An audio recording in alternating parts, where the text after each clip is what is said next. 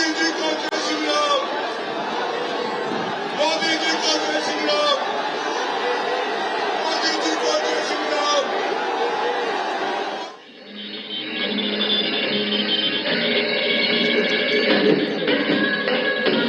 तेज audio धीरे कर।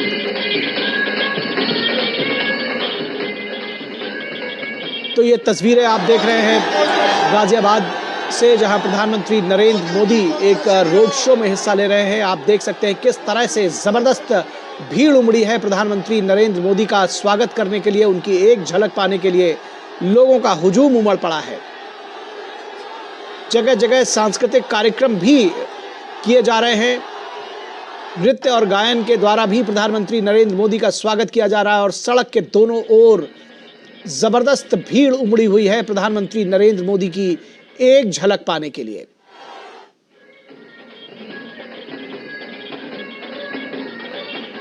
तो ढोल ताशे बाजे गाजे के साथ में प्रधानमंत्री नरेंद्र मोदी का स्वागत पुष्प वर्षा करते हुए लोग, और साथ ही साथ सांस्कृतिक कार्यक्रम, नृत्य और गायन के जरिए भी प्रधानमंत्री नरेंद्र मोदी का स्वागत किया जा रहा है। बड़ी संख्या में बहुत बड़ी भीड़ उमड़ी है। ये आप तस्वीरें देखिए किस तरह से सड़क के दोनों ओर खचाखच भरे हुए हैं लोग। जगह तिल रखने की जगह जिसको कहते हैं कि नहीं मिल रही है, और जबरदस्त भीड़ उमड़ी हुई है प्रधानमंत्री नरेंद्र मोदी के स्वागत के लिए। गाजियाबाद में प्रत्याशी अतुल गर्ग के समर्थन में ये रोड शो कर रहे हैं प्रधानमंत्री नरेंद्र मोदी। साथ में उत्तर प्रदेश के मुख्यमंत्री योगी आदित्यनाथ भी मौजूद हैं।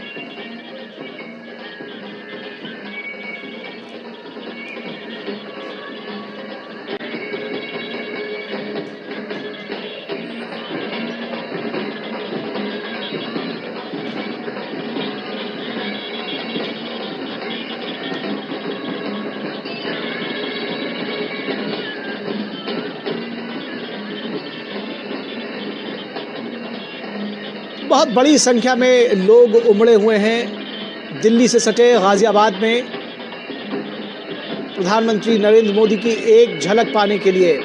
बड़ी संख्या में युवा यहां आए हैं, बड़ी संख्या में महिलाएं भी देखी जा सकती हैं। ढोल का स्वर आप सुन पा रहे होंगे, संगीत का स्वर सुन पा रहे होंगे, और फूल के द्वारा स्वागत किया जा रहा है। पुष्प वर्षा की जा रही है प्रधानमंत्री नरेंद्र मोदी के काफिले पर। तो ढोल का बाजे गाजे, संगीत का समवेत स्वर जो है वो गूंज रहा है। मोदी मोदी के नारे गूंज रहे हैं, और बहुत ही भव्य रोड शो कहा जाएगा इसको, जिस तरह से बड़ी संख्या में लोग उमड़े हैं। सड़क के दोनों तरफ हुजूम उमड़ा है लोगों का। हमारे संवाददाता शैलेंद्र मिश्रा इस पूरी खबर पर बातचीत करने के लिए हमारे साथ जुड़े हुए हैं। शैलेंद्र, गाजियाबाद में जिसको कहना चाहिए कि रोड शो में अगर कहा जाए तो सारे रिकॉर्ड तोड़ते हुए नजर आ रहे हैं, क्योंकि जिस तरह की ये जो भीड़ मैं देख पा रहा हूँ, ये बिल्कुल ही तिल रखने की जगह नहीं है। लोगों से खचाखच भरे हुए हैं दोनों तरफ के फुटपाथ। क्या कहेंगे आप, किस तरह से देखते हैं इसको?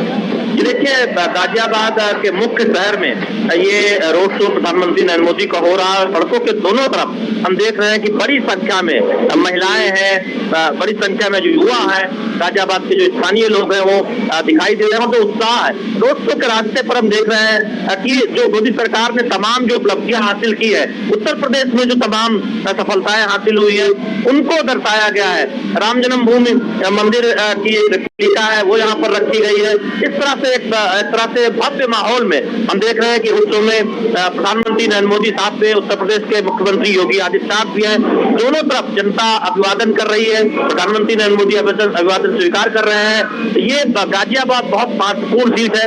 आप देखें तो लंबे समय से भारतीय जनता पार्टी के सांसद यहाँ से चुनकर जाते रहे। इस बार अतुल गर्ग जो बीजेपी ने, जिन्होंने उम्मीदवार बनाया है बीजेपी ने इस सीट पर, उनके समर्थन में ये रोड शो हो रहा है। प्रधानमंत्री नरेंद्र मोदी साथ में मुख्यमंत्री योगी आदित्यनाथ आप तस्वीरों में देख रहे होंगे।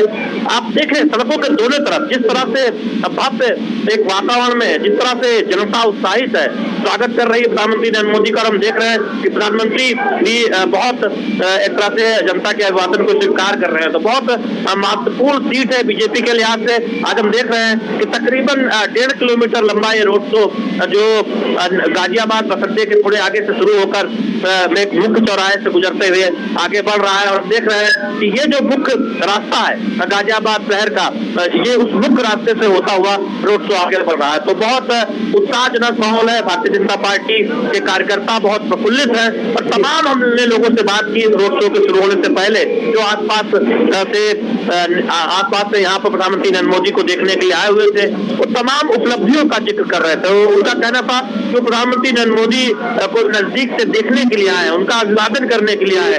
तो ये उत्साह दिखाता है। इस तरह से न केवल भारतीय जनता पार्टी के कार्यकर्ताओं में उत्साह है, बल्कि आम लोगों में भी उत्साह है। जी, निश्चित तौर पर निशांत राय हमारे संवाददाता, हमारे सहयोगी, वो भी हमारे साथ जुड़े हुए हैं। निशांत, अगर हम पश्चिमी उत्तर प्रदेश की बात करें, शहरी सीटों की बात करें, गाजियाबाद की बात करें, किस तरह से उल्लेख करना चाहेंगे बीजेपी के लिए कितना महत्व है इसका, इस सीट का, और प्रधानमंत्री का आगमन क्या दर्शाता है?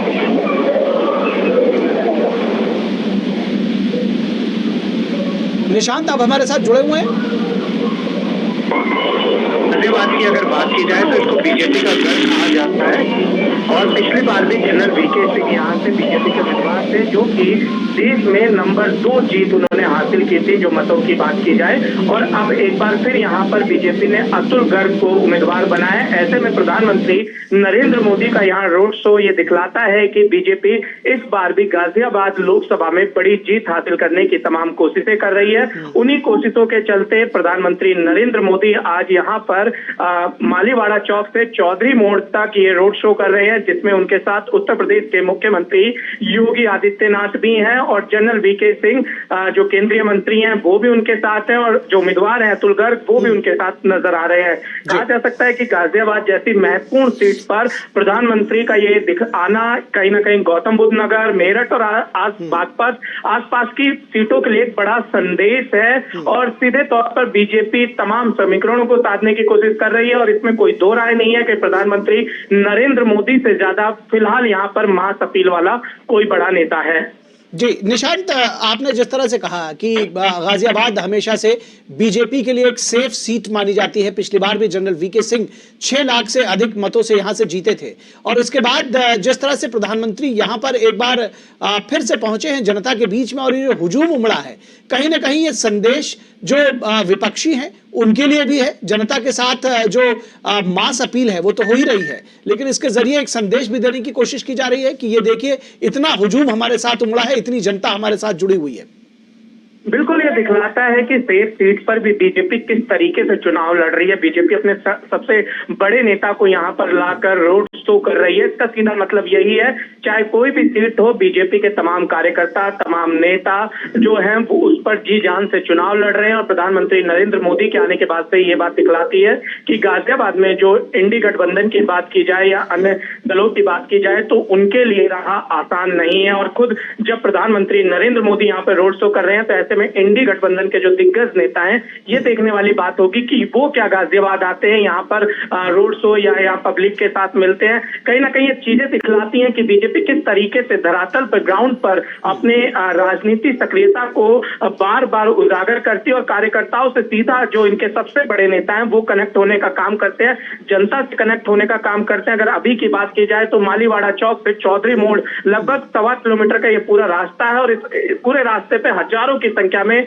जनता है, बीजेपी के कार्यकर्ता हैं जो अपने बड़े नेता की बात की जाए प्रधानमंत्री और मुख्यमंत्री दोनों को देखने के लिए यहाँ पर उमड़े हुए हैं। और प्रधानमंत्री नरेंद्र मोदी की गाड़ी जहां जहां से गुजर रही है वहां से कार्यकर्ताओं में बड़ा उत्साह देखने को मिल रहा है।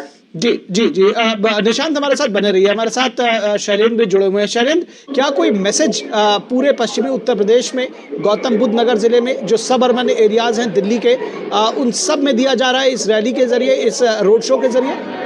देखिए, संदेश बहुत स्पष्ट है। पहले और दूसरे चरण में जहां पर मतदान होना है जिन सीटों पर, उस लिहाज से आप देखें तो प्रधानमंत्री नरेंद्र मोदी का जो दौरा, सहारनपुर में चुनावी जनसभा को संबोधित करना, गाजियाबाद में रोड शो करना। बीजेपी 80 में से 80 सीटों का लक्ष्य लेकर पूरे उत्तर प्रदेश में चल रही है, लिहाजा हर एक सीट महत्वपूर्ण है और बीजेपी ये बहुत स्पष्ट तौर पर अपने कार्यकर्ताओं को संदेश दे रही है कि जहां पर बीजेपी मजबूत स्थिति में रही है पिछली बार लोकसभा चुनाव में, उस सीट पर भी और जहां पर चुनौती भी है उस सीट पर भी, यानी किसी भी सीट पर कोई कोर कसर नहीं छोड़ी जानी है, पूरी मेहनत करती है जिससे 80 में से 80 की एक सफलता जो भारतीय जनता पार्टी ने उत्तर प्रदेश में एक लक्ष्य रखा है उस और आगे बढ़ा जा सके और इसीलिए हर एक सीट पर मेहनत हो रही है और खासकर ऐसे सीट पर प्रधानमंत्री नरेंद्र मोदी जरूर आ रहे हैं जहां से एक संदेश दिया जा सके। दिल्ली से सटा इलाका है गाजियाबाद, हम जानते हैं कि हाई प्रोफाइल सीट हमेशा से रही है। इससे पहले जनरल वीपी सिंह, उससे पहले राजनाथ सिंह बीजेपी के कद्दावर नेता जो मौजूदा समय में रक्षा मंत्री है, वो जब राष्ट्रीय अध्यक्ष थे यहाँ से चुनाव उन्होंने लड़ा था। तो इस तरह से आप देखें कि बीजेपी की एक परंपरागत सीट रही है और बहुत एक तरह से मैसेज देने वाली भी सीट गाजियाबाद मानी जाती है। हम देखते हैं गाजियाबाद, गौतम बुद्ध नगर, बुलंदशहर, बगल में अगर आगे जाए मेरठ, ये वो सीटें हैं जहां अगर आप देखें 2014 हो 2019 हो बीजेपी को शानदार चुनावी सफलता हासिल हुई थी और बीजेपी वही सफलता इन सीटों पर दोहराना चाहती है और ये एक संदेश सहारनपुर में हमने दिखा चुनावी जनसभा से और अब जब हम गाजियाबाद के मुख्य शहर में प्रधानमंत्री नरेंद्र मोदी का रोड शो देख रहे हैं तो निश्चित तौर पर एक संदेश जाता है बीजेपी कार्यकर्ताओं को कि कोई कोर कसर नहीं छोड़िए। जहां पर आपने बड़े मार्जिन से पिछला चुनाव जीता था उस मार्जिन को किस तरह से आगे बढ़ाना है, क्योंकि एक लक्ष्य रखा गया है 370 मत हर पोलिंग बूथ पर ज्यादा लाना है, ये बीजेपी का मत लक्ष्य है। तो बीजेपी उस और आगे पर मेहनत रही है जहाँ पर पहले से ही मजबूत स्थिति में है या जहाँ पर चुनौतियां हैं। तो हम देख रहे हैं कि उस लिहाज से प्रधानमंत्री नरेंद्र मोदी जो दुनिया के सबसे लोकप्रिय नेता माने जाते हैं, बीजेपी के लिए सबसे बड़ा चेहरा है, वो आज यहाँ पर रोड शो करते नजर आ रहे हैं। जी, हम बने रहे हमारे साथ। निशांत, आपसे समझना चाहेंगे इस जो कहा जा रहा है कि इसके जरिए कई सारे संदेश भी दिए जा रहे हैं, पब्लिक के साथ कनेक्ट भी किया जा रहा है, उसमें कार्यकर्ताओं को उत्साहित करना भी एक मकसद जरूर होगा प्रधानमंत्री का और पार्टी का। एक दम भरेगा कार्यकर्ताओं में भी, इस चुनाव के लिए एक मैसेज जाएगा कार्यकर्ताओं के लिए भी कि वो भी कमर कस के तैयार हो जाए। देखिए, गाजियाबाद सीट जब भी बात की जाती है तो बीजेपी के लिए आज से नहीं, जब बीजेपी शुरुआती दौर में संघर्ष कर रही थी तब से ये बेहद तेज सीट रही है। रमेश चंद्र तोमर यहाँ से 4 बार लोकसभा के सांसद रहे। अगर उनके बाद बात की जाए तो एक बार ये सीट कांग्रेस के खाते में गई थी सुरेंद्र प्रकाश गोयल, और उसके बाद फिर बीजेपी के पूर्व राष्ट्रीय अध्यक्ष और केंद्रीय रक्षा मंत्री राजनाथ सिंह 2009 में यहाँ से सांसद बने। 2014 में जनरल वीके सिंह ने एक बड़ी जीत हासिल करी। 2019 में जनरल वीके सिंह ने देश में दूसरी सबसे बड़ी जीत हासिल करी। तो ये कहा जा सकता है कि बीजेपी के लिए गाजियाबाद सेफ सीट है, लेकिन उसके बावजूद अगर प्रधानमंत्री नरेंद्र मोदी यहाँ पर आते हैं, मुख्यमंत्री योगी आदित्यनाथ उनके साथ आते हैं, तो ये जरूर दिखलाता है कि निचले स्तर के कार्यकर्ता से किस तरीके से बीजेपी का शीर्ष नेतृत्व खुद को कनेक्ट कर रहा है उस सीट पर जहां पर अत्यधिक मेहनत करने की जरूरत नहीं है। सीधा मैसेज ये है कि बीजेपी को बहुत बड़ी जीत चाहिए और जो 80 के टारगेट की बात की जा रही है वो 80 का टारगेट किसी भी तरीके से अचीव होना चाहिए। और अगर इस रोड शो की बात करें तो इसका असर केवल गाजियाबाद में नहीं होगा, क्योंकि गाजियाबाद की अगर बात की जाए जहां पे रोड शो किया जा रहा है मेन मार्केट के पास किया जा रहा है, और यहाँ पर बागपत की बात की जाए, हापुड़ की बात की जाए, इसके अलावा अन्य आसपास के गौतम बुद्ध नगर जिलों की बात की जाए तो लोग यहाँ पर शॉपिंग करने आते हैं, उनकी दुकानें हैं, तो उसका असर इन आसपास की सीटों पर भी साफ तौर पर पड़ेगा जो प्रधानमंत्री नरेंद्र मोदी यहाँ पर आए हैं। जी, निश्चित तौर पर हालांकि ये जो हुजूम उमड़ा है, ये जो भीड़ है, ये बहुत कुछ कहने के लिए काफ़ी है। बावजूद उसके एक रिपोर्टर के तौर पर आपने तमाम लोगों से वहाँ बातचीत की होगी इस कवरेज के दौरान, क्या कुछ कहना है आम लोगों का, क्या रिएक्शन है उनका इस भीड़ पर, इस हुजूम पर और प्रधानमंत्री नरेंद्र मोदी और योगी आदित्यनाथ के आगमन पर? देखिए, अगर बात की जाए तो यहाँ पर जो तापमान है वो दोपहर 3 बजे से यहाँ भीड़ लगनी शुरू हो गई थी। गर्मी काफी ज्यादा थी, उसके बावजूद जनता अपने नेता को देखने के लिए यहाँ सड़कों पर खड़ी थी। और जब हमने उनसे बातचीत की कि इतनी धूप में चाहे महिलाएं हों, चाहे बच्चे हों, चाहे बड़े हों, चाहे बुजुर्ग हों, सभी लोग आए थे। सबका यही कहना है कि प्रधानमंत्री नरेंद्र मोदी को देखना है। और जिस तरीके से तमाम कार्य किए हैं उन्होंने अपने 10 साल के टेन्योर में, कहीं ना कहीं उन कार्यों को अगर बात की जाए, यहाँ पर मालीवाड़ा चौक पर राम मंदिर की एक बड़ी जो प्रतिलिपि एक तरीके से दर्शाई गई थी। जगह जगह पर जो केंद्र सरकार के काम थे, उनकी योजनाओं का बखान किया गया था। तो कहीं ना कहीं जनता को कामों के माध्यम से, विकास योजनाओं के माध्यम से जोड़ने की कोशिश थी और जनता जुड़ती हुई भी नजर आ रही थी जब हमारी उनसे बात हुई। जी, इस भीड़ में हमने निशांत आरएलडी के झंडे भी देखे, तो ये माना जाए कि जो गठबंधन है वो नीचे जनता तक पहुंचा है और सही तरीके से, जिसको कहना चाहिए कि आम जो कार्यकर्ता हैं वो भी मिलकर चुनाव लड़ रहे हैं।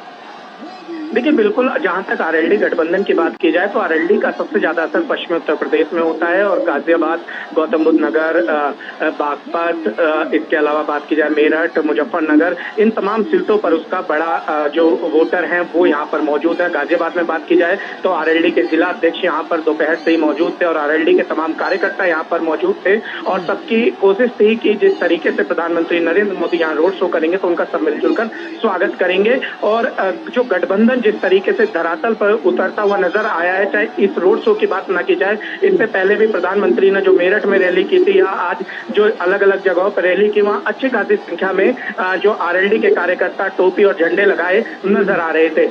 जी जी जी, निश्चित तौर से। शैलेंद्र, आपसे अगर पश्चिमी उत्तर प्रदेश की सियासत को समझने की कोशिश करें, किस तरह से गाजियाबाद एक कहीं न कहीं जिसको कहते हैं कि टेम्पो सेट करेगा बाकी पश्चिमी उत्तर प्रदेश के लिए जब इस रोड शो की बात होगी, जब इस भीड़ की बात होगी?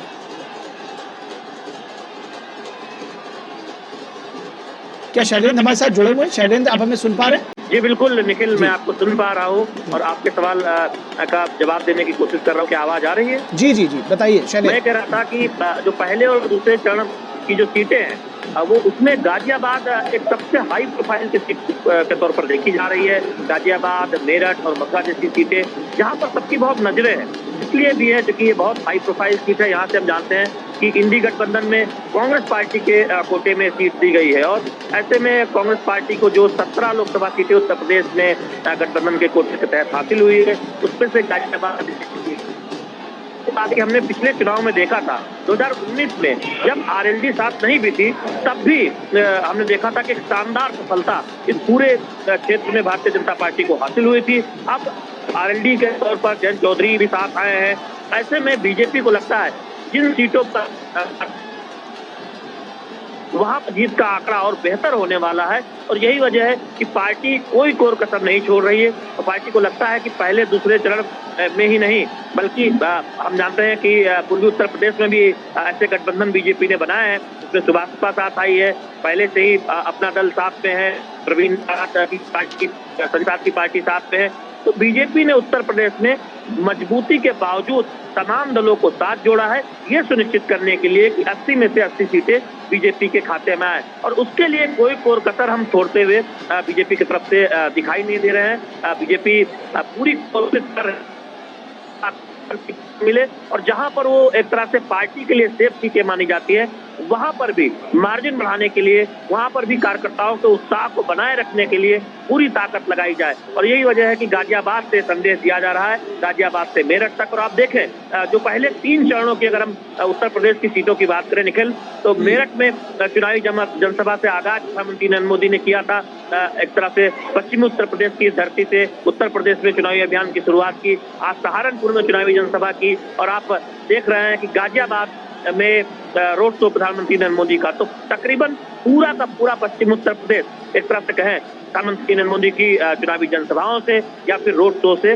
कवर किया जा चुका है और इससे पहले भी हमने देखा कि तमाम बीजेपी के शीर्ष नेता इसी गाजियाबाद में रक्षा मंत्री राजनाथ सिंह जो यहाँ से 2 बार सांसद भी चुने जा चुके थे इससे पहले, वो आए थे चुनावी जनसभा को संबोधित करने। तो बीजेपी कोई कोर कसर नहीं छोड़ रही है, हर एक सीट पर, उस सीट के समीकरण के लिहाज से, उस सीट पर कितनी ताकत लगानी है उस लिहाज से और साथ ही साथ एक संदेश देने के लिहाज से भी कि कार्यकर्ताओं में जोश भरना है, कार्यकर्ता कोई कोर कसर न छोड़े किसी भी सीट पर। जी निखिल। जी शैलेंद्र, अगर ये जो भीड़ है, जिस तरह से आम जन यहाँ उमड़े हैं, महिलाओं को देख पा रहे हैं आप, युवाओं को देख पा रहे हैं, बच्चे बूढ़े जवान जिस तरह से उमड़े हैं, प्रधानमंत्री नरेंद्र मोदी किस तरह से लोकप्रियता के रथ पर सवार हैं, ये दर्शाने के लिए काफ़ी है। क्या इससे विपक्षियों को भी अपनी जो रणनीति है उस पर दोबारा होमवर्क करने पर मजबूर होना पड़ेगा? उनके लिए भी एक संदेश है?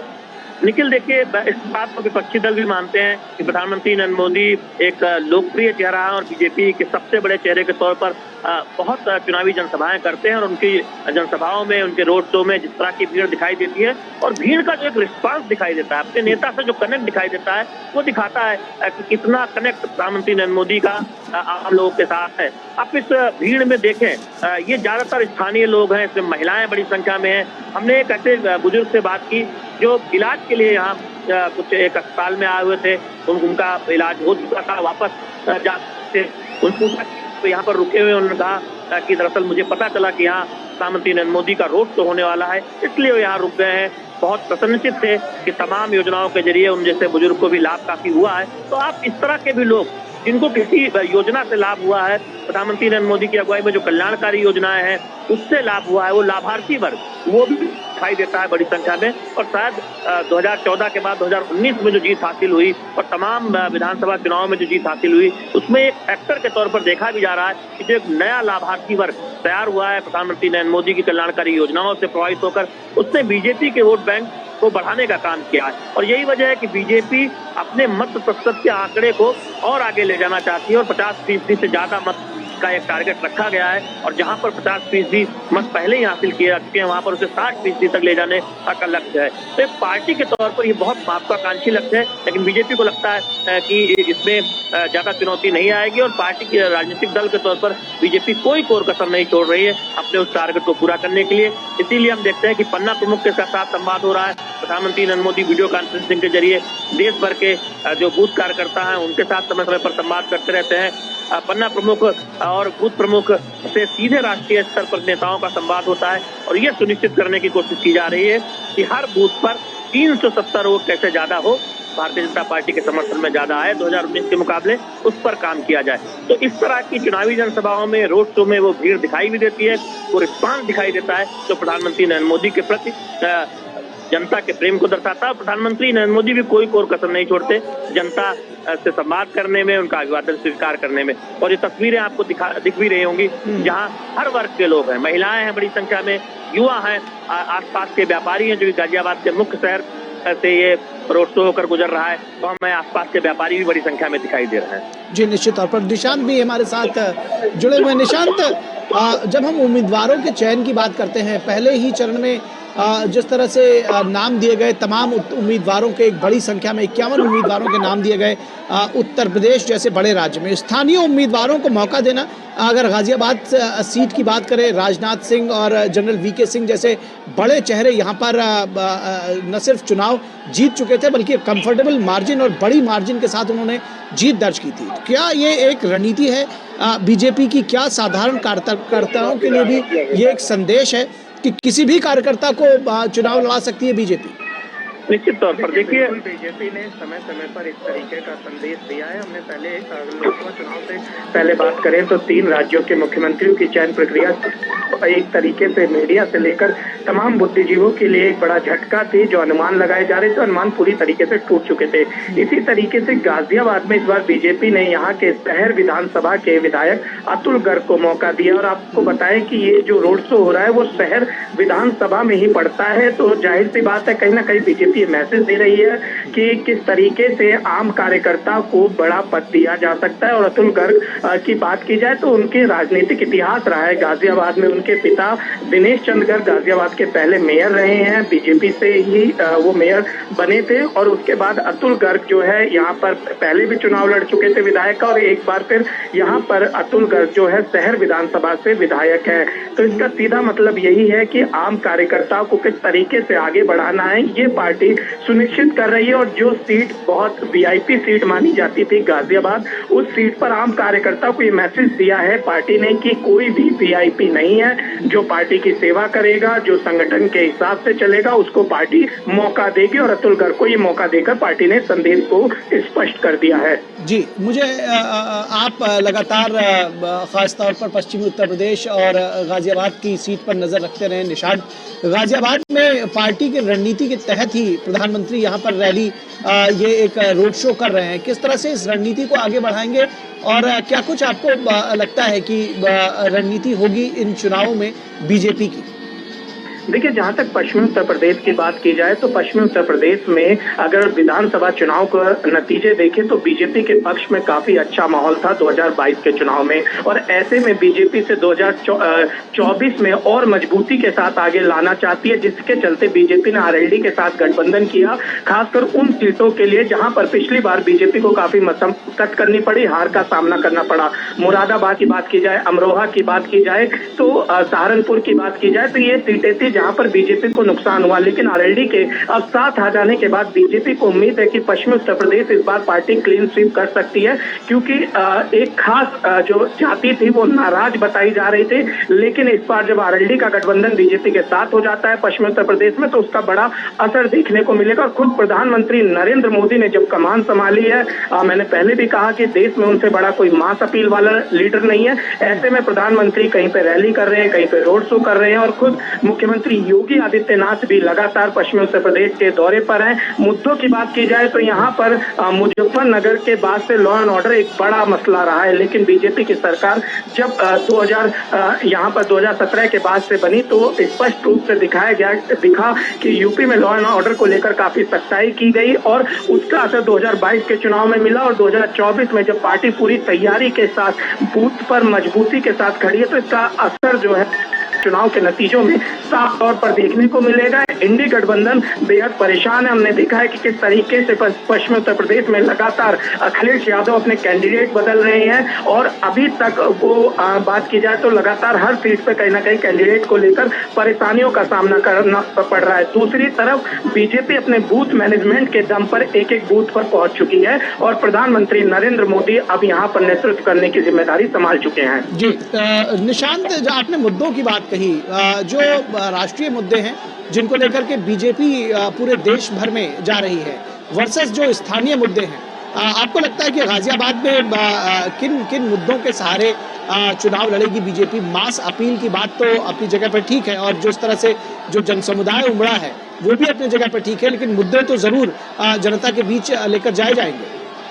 देखिए, गाजियाबाद की जहां तक बात की जाए तो गाजियाबाद में एक बड़ा वर्ग व्यापारी वर्ग का है, और यहाँ पर जो सबसे ज्यादा मुद्दा हिट करते आया वो लॉ एंड ऑर्डर का है। और फिलहाल की स्थिति देखें तो उसमें कहीं ना कहीं योगी सरकार की लगातार सराहना हो रही है। दूसरी तरफ अगर विकास की बात करें तो रैपिड मेट्रो गाजियाबाद को मिली। इसके अलावा मेट्रो का विस्तार गाजियाबाद हिंडन जो नैम बस अड्डे तक हुआ। इसके अलावा अगर बात की जाए तो गाजियाबाद हिंडन एयरपोर्ट का जो है वो निर्माण कार्य किया गया। इसके अलावा बात की जाए तो दिल्ली मेरठ एक्सप्रेस वे गाजियाबाद से होकर निकला, और तमाम तरह की विकास परियोजनाएं चल रही हैं, जिसमें जब गाजियाबाद के सांसद जनरल वीके सिंह थे वो इसको लेकर आगे बढ़े। कहीं ना कहीं ये विकास की योजनाएं, प्रधानमंत्री नरेंद्र मोदी का चेहरा, मुख्यमंत्री का लॉ एंड ऑर्डर, ये दिखलाता है कि गाजियाबाद में बीजेपी की तरफ आखिर जनता क्यों आकर्षित हो रही है, क्यों इतनी बड़ी भीड़ प्रधानमंत्री नरेंद्र मोदी के रोड शो में नजर आ रही है।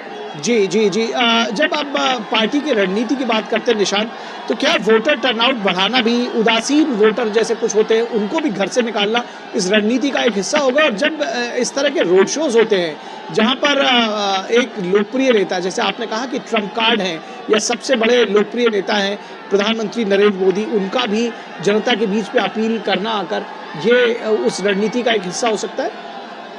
देखिए, पहले मैं आपको गाजियाबाद का समीकरण बताना चाहता हूँ किस तरीके से जो जिस उदासीन वर्ग की आप बात कर रहे हैं उसको साधने की कोशिश की जा रही है। गाजियाबाद में जो सांसद का टिकट दिया गया अतुल गर्ग वैसे समुदाय से आते हैं, गाजियाबाद की मेयर वैसे समुदाय से आती हैं सुनीता दयाल, पूर्व जो यहाँ पर जो अभी वर्तमान में सांसद है जनरल वीके सिंह वो ठाकुर समुदाय से आते हैं, क्षेत्रीय अध्यक्ष जो पश्चिमी भाजपा ने क्षेत्र बांटा है वो ठाकुर समुदाय से आते हैं। यहाँ पर कैबिनेट मंत्री अभी हाल में ही सुनील शर्मा को बनाया गया था जो ब्राह्मण समुदाय से आते हैं। इसके अलावा जो महानगर अध्यक्ष है संजीव शर्मा वो ब्राह्मण समुदाय से आते हैं। इसके अलावा मुरादनगर यहाँ पे एक विधानसभा पड़ती है, वहां पर त्यागी समुदाय के विधायक अजीत पाल त्यागी, और मोदी नगर की बात की जाए जो गाजियाबाद लोकसभा में आता है वहां पर जाट समुदाय से विधायक।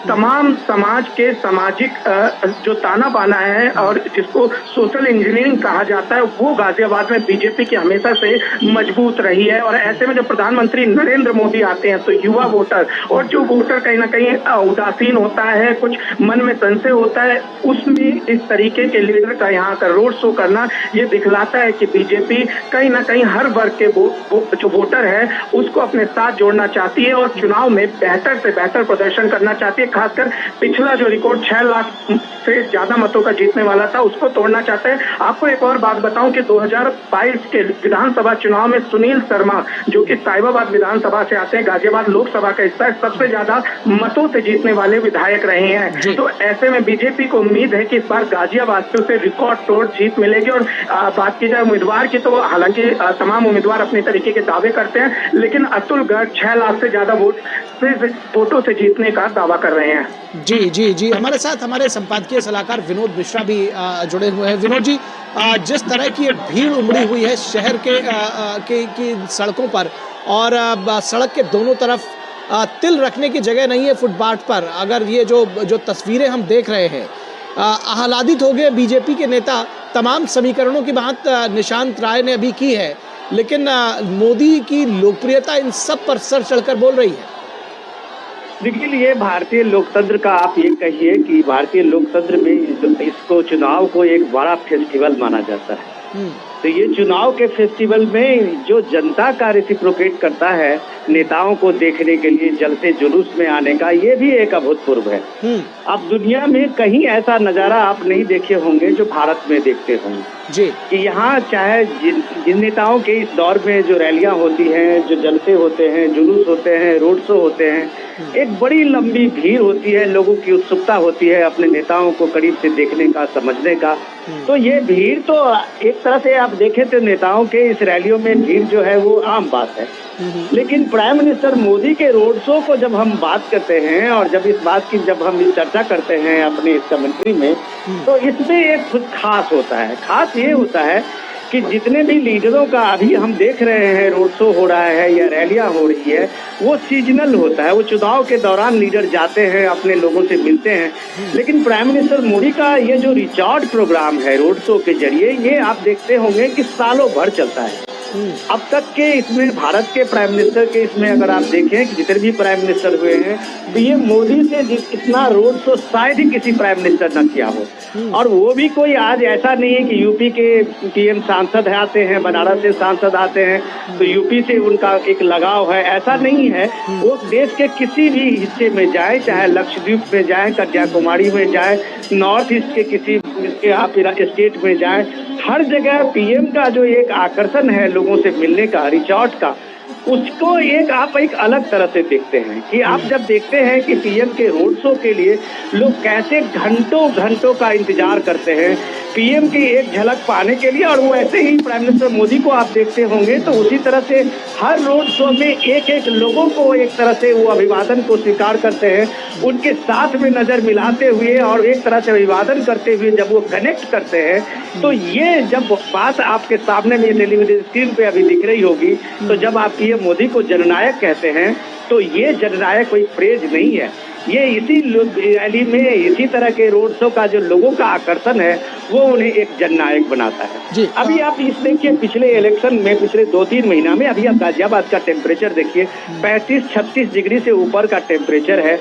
उसमें आप देखिए 2 घंटे 3 घंटे से पहले इस धूप में लोग दोनों बगल खड़े हुए हैं और वो इंतजार में है कि प्राइम मिनिस्टर मोदी का जो ये काफिला है वो इधर से गुजरेगी। और लंबा काफिला से चलते हुए लोगों का वो प्रतीक्षा देखिए, वो धैर्य देखिए, वो गर्मी के इसके बावजूद वहाँ पे लोगों का एक तरह से उत्सुकता देखिए। और उसी तपिश में प्राइम मिनिस्टर मोदी का उन लोगों के बीच पहुँचना, उनके अभिवादन को स्वीकार करना, तो ये एक दिन का नहीं है, इसमें बहुत लंबा लगता है। ये का जब नेतृत्व की बात आप करते हैं, प्राइम मिनिस्टर मोदी उनके सामने में एक भरोसे का नेतृत्व की बात जब सामने में दिखता है तो उसमें लगता है कि मोदी है तो मुमकिन है। निश्चित तौर पर ये भरोसा लगा है, आप बिल्कुल ठीक कहा। और एक दिन भरोसा नहीं बना है। पिछले 10 वर्षों का जो कार्यकाल है, उपलब्धियां हैं, वो निश्चित तौर पर बीजेपी जनता में रख रही है। और जैसा कि हमारे दो संवाददाता सहयोगी कह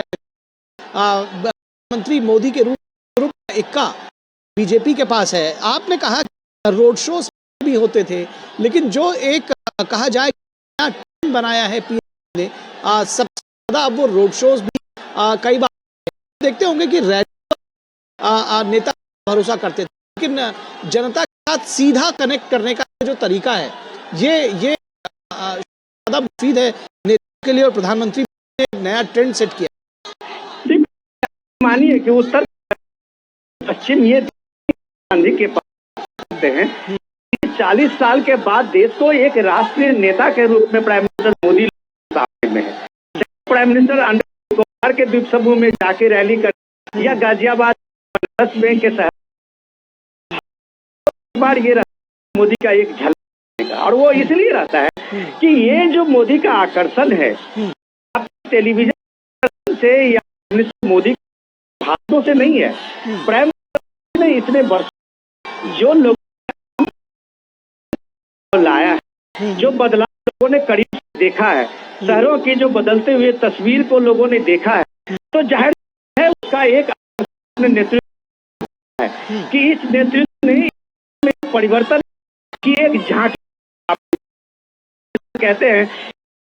आप देख रहे हैं ट्रेलर है, बाकी झांकी तो अभी बाकी है। तो शायद लोगों को यकीन होता है कि उसने दिखाया है। ये सिर्फ हवा नहीं जो आपको मैनिफेस्टो में डेवलपमेंट के गिनाते हैं, को गिनाते हैं, मोदी के सामने है कि वो ये बात कह के ये बात अपना जो रिपोर्ट कार्ड लोगों के सामने में रखते हैं और मजबूती से रखते हैं, तो लोग डेफिनेटली बात में यकीन करते हैं, उसमें हैं, यकीन है, यही भरोसा है लोगों को खींच के इस तपिश में, इस भारी गर्मी में भी रोड पे आप देख रहे हैं दोनों बगल के किनारे में लोगों का जो उत्साह है, लोगों की उत्सुकता है कि प्राइम मिनिस्टर मोदी का, लोगों की जो उत्सुकता है कि एक झलक देखने का, तो ये झलक पाने में किसी नेता को बरसों लग जाते हैं, मोदी ने इन 10 सालों में बनाया है। जी निश्चित बरसों में लग जाते हैं। तो प्रधानमंत्री मोदी ने बनाया है, जिक्र कर रहे थे अपने घरों की छतों से, दुकानों में, इसको कहते हैं देश भाषा में कहता हूँ कि ठस, और इस तरीके से एक दूसरे के ऊपर दिख रहे हैं। ये लोग एक पैमाना है मोदी का। और जिस तरह से विनोद जी आप कहते हैं कि पूरा पश्चिम उत्तर दक्षिण देश के किसी भी कोने में, ये सिर्फ गाजियाबाद शहर नहीं है, गाजियाबाद की लगातार हमारे दोनों सहयोगी सेफ सीट है बीजेपी के लिए, लोकप्रियता का पैमाना प्रधानमंत्री का यहाँ देखा जा सकता है। शैलेंद्र मिश्रा हमारे साथ जुड़े हुए हमारे सहयोगी युवाओं के साथ। शैलेंद्र, हम देख रहे हैं कि अब नया ट्रेंड है और खासतौर पर पीएम मोदी की सभाओं में महिलाएं भी खूब बड़ी संख्या में जुट रही हैं। क्या संदेश इससे उपजता है? क्या क्या क्या आपको इसकी वजह? देखिए, बीते 10 वर्षों में हम देख रहे हैं कि प्रधानमंत्री नरेंद्र मोदी ने महिलाओं को सशक्त बनाने के लिए तमाम काम किए हैं, और उसकी एक झलक आप अब चुनावी जनसभाओं में, रोड शो में दिखते हैं, जब बड़ी संख्या में महिलाओं की भागीदारी होती है। आमतौर पर देखें, केंद्रीय योजनाओं में प्रधानमंत्री नरेंद्र मोदी के आने के बाद इस बात पर ध्यान दिया गया है कि महिलाओं के नाम पर अब जो आवास, प्रधानमंत्री आवास आवंटित होता है वो घर की महिला मुखिया के नाम पे होता है, उससे उनको सशक्तिकरण करने का काम किया गया है।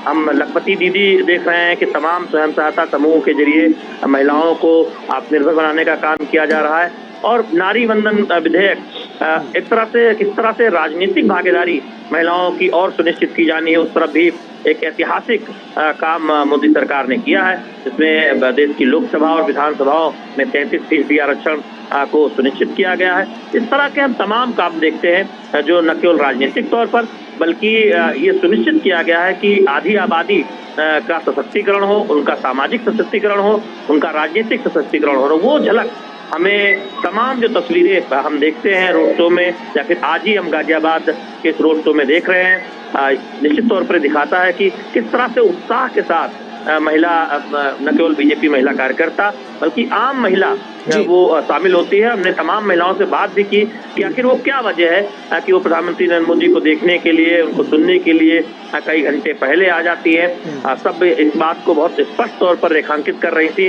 कि प्रधानमंत्री नरेंद्र मोदी की अगुवाई में एक नजरिया बदला है, समाज का भी एक नजरिया बदला है, महिलाओं को आगे बढ़ाने को लेकर, छात्राओं को, लड़कियों को पढ़ाने को लेकर। हम जानते हैं बेटी बचाओ बेटी पढ़ाओ जो अभियान शुरू किया गया था, इस तरह से सुकन्या समृद्धि जैसी योजनाएं जो बच्चियों के भविष्य को सुनिश्चित करती हैं। तो ऐसी तमाम छोटी छोटी योजनाओं पर काम हुआ है, जिससे आज एक आम महिला को लगता है कि वो पुरुषों के बराबर है या उनसे भी आगे जाकर काम कर सकती है। और तमाम उन क्षेत्रों में हम महिलाओं को आगे आते हुए देखता भी है जो परंपरागत तौर पर पुरुषों के क्षेत्र माने जाते थे। तो निश्चित तौर पर उसमें बहुत योगदान है मोदी सरकार की योजनाओं का और उस वातावरण का जो मोदी सरकार की अगुवाई में बनाया गया है। तो वो उसकी एक झलक हम तस्वीरों के माध्यम से इस तरह के रोड शो में भी देखते हैं। और गाजियाबाद चूंकि एक शहरी इलाका है, तो यहाँ हमने देखा कि बड़ी भागीदारी महिलाओं के देखने को मिली। हालांकि आप दूर दराज के इलाकों में भी जाएं, जहाँ प्रधानमंत्री नरेंद्र मोदी का रोड शो होता है या फिर चुनावी जनसभा होती है, हम बड़ी संख्या में महिलाओं की भागीदारी देखते हैं। जी, निश्चित तौर पर विनोद जी, अगर इसी सवाल को आपके साथ आगे बढ़ाना चाहे, राजनीति में महिलाओं की भागीदारी तो निश्चित तौर पर आप देख रहे हैं वो आ रही है, लेकिन जिस तरह से महिलाएं हर क्षेत्र में पुरुषों के साथ सिर्फ कंधे से कंधा मिलाकर नहीं बल्कि एक स्टेप आगे निकल रही हैं, तो महिलाओं के तौर पर एक नए वोटर वर्ग का उदय हुआ है।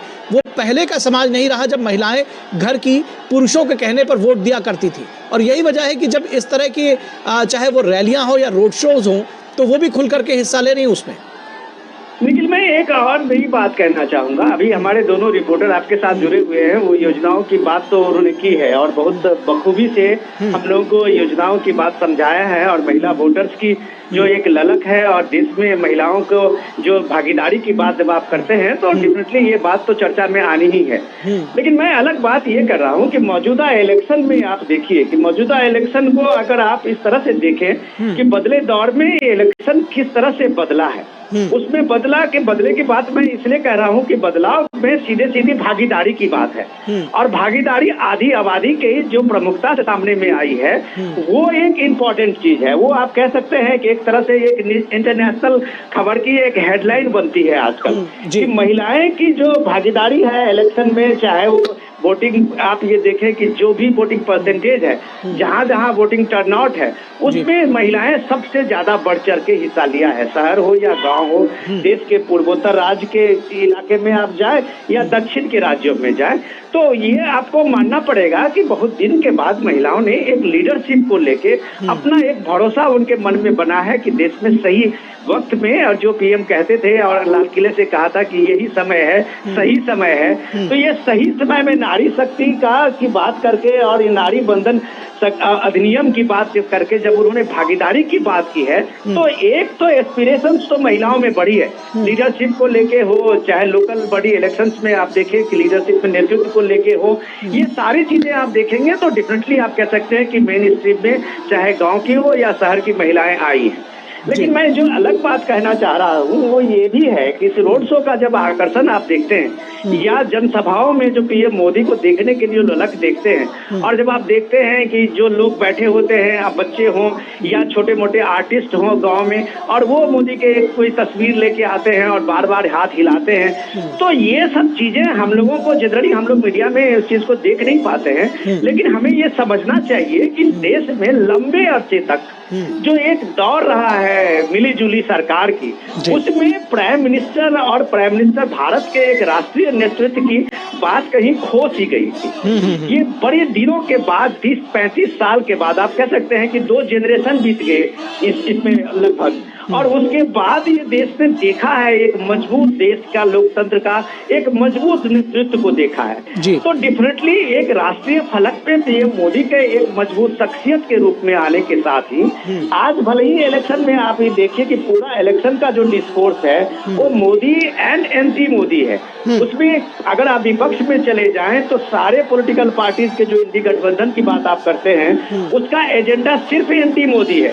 उसके उनके सामने में कोई दूसरा एजेंडा नहीं है। वो हर बात को लेके आते हैं सिर्फ मोदी विरोध का। तो ये शायद राजनीति में एक फैशन बन गया है व्यक्ति विरोध का, जो शायद लोकतंत्र में ये अच्छा लगता नहीं है। फिर भी अपना पॉलिटिकल पार्टीज का किसी का भी अपना मुद्दा चुनने का और किसी को भी अपने तरीके से इसको विरोध करने का अपना हक है।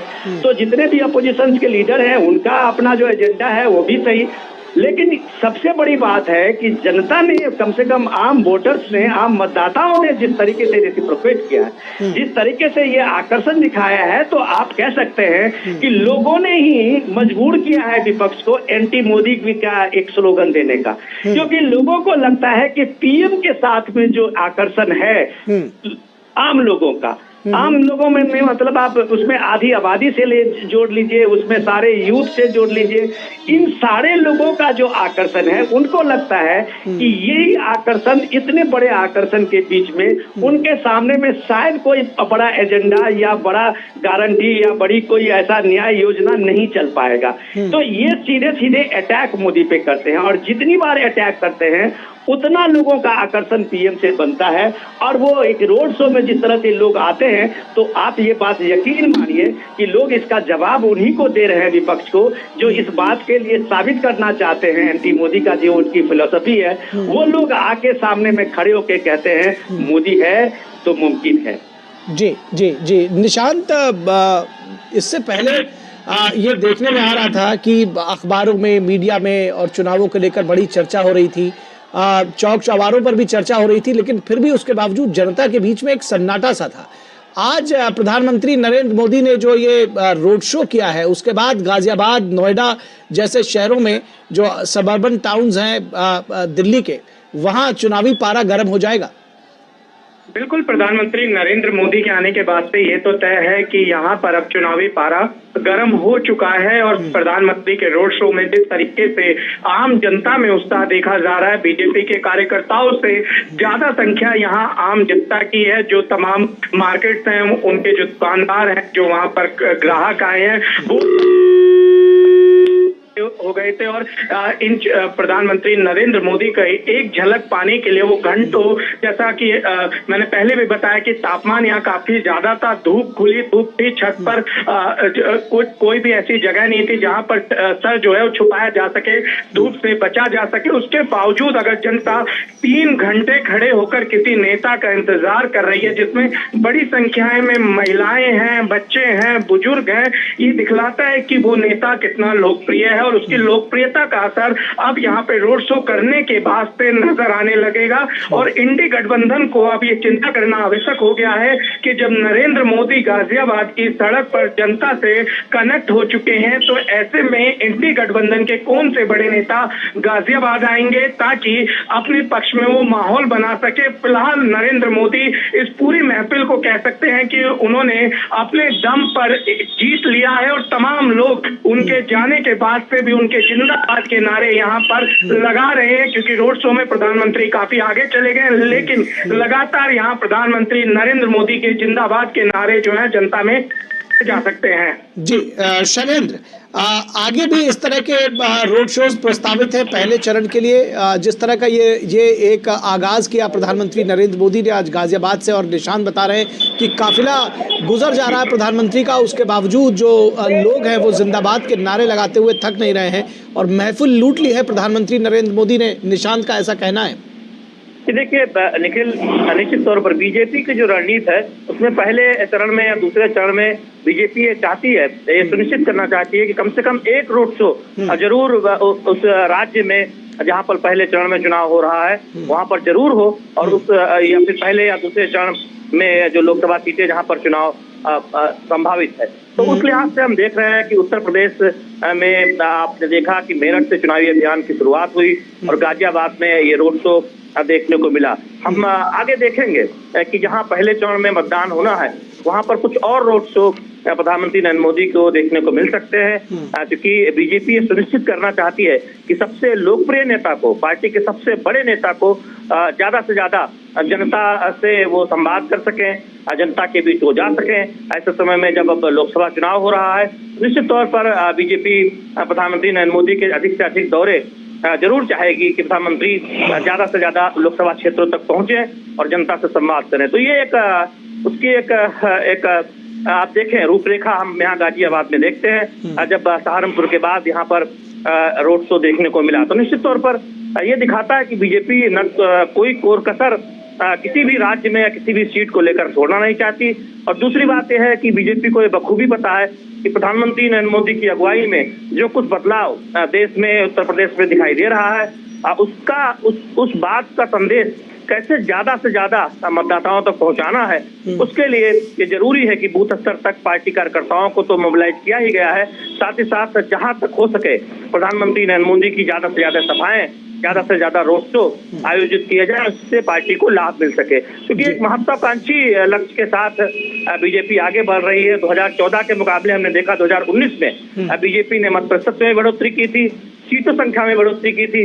अब उस 2019 की सीटों को 2024 में और आगे ले जाना है, इसलिए बीजेपी ने अब की बार 400 पार का नारा दिया है एनडीए के साथ। और खुद 370 जो एक सांकेतिक आंकड़ा इसलिए भी है कि अनुच्छेद 370 बीजेपी ने हटाया और यही 370 सीटों के लक्ष्य के साथ बीजेपी अपने अकेले दम पर ये चुनाव लड़ रही है। और बीजेपी सुनिश्चित करना चाहती है कि पार्टी को कम से कम 370 सीटें लोकसभा चुनाव में हासिल हो।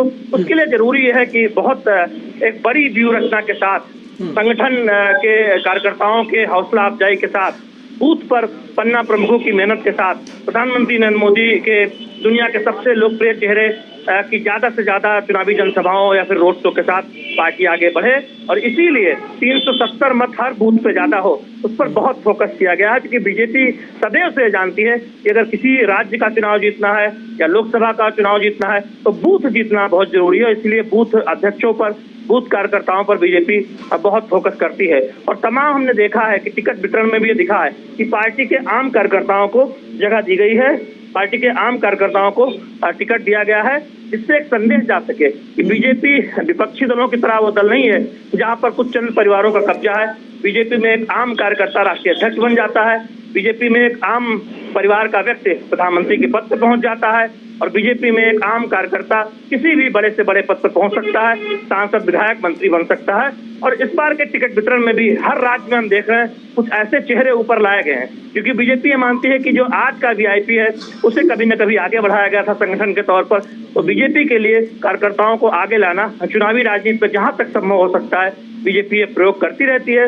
हमने देखा था कि गुजरात विधानसभा में बड़े स्तर पर इस प्रयोग को किया गया था, उसके बहुत शानदार नतीजे देखने को मिले थे। उत्तर प्रदेश की विधानसभा चुनाव में भी जहां तक हो सका बीजेपी ने संगठन के खांटी कार्यकर्ताओं को टिकट देकर आगे बढ़ाने का काम किया। और उत्तर प्रदेश में भी कुछ सीटों पर वहां के समीकरण के हिसाब से ये देखने को मिल रहा है। तो निश्चित तौर पर ये एक प्रक्रिया है जो एक राजनीतिक दल के तौर पर बीजेपी आगे बढ़ा रही है, जिससे कार्यकर्ताओं में भी उत्साह हो और जनता में भी एक संदेश जाए कि दरअसल एक राजनीतिक दल के तौर पर बीजेपी किसी भी समर्पित कार्यकर्ता को लोकसभा चुनाव लड़ा सकती है। जी, विनोद मिश्रा जी आप हमारे साथ जुड़े हुए हैं। ये जो हुजूम उमड़ा है प्रधानमंत्री की, जिस लोकप्रियता के चरम पर, जिस रथ पर वो सवार है, सीधा सवाल, इस लोकप्रियता की वजह आप क्या देखते हैं? आपने कहा कि इस तरह का विश्वास बनाने में वर्षों लगते हैं, प्रधानमंत्री ने जो 10 वर्षों में लगाया है।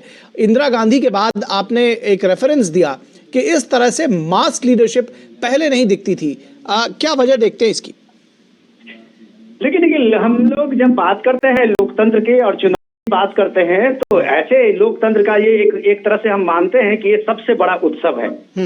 और उत्सव के साथ साथ आप ये भी कह सकते हैं कि भारत के, इस देश के भाग्य के बदलने में भी इसकी एक बड़ी भूमिका होती है कि इतने बड़े देश में अब इतनी डाइवर्सिटीज क्या है, जिस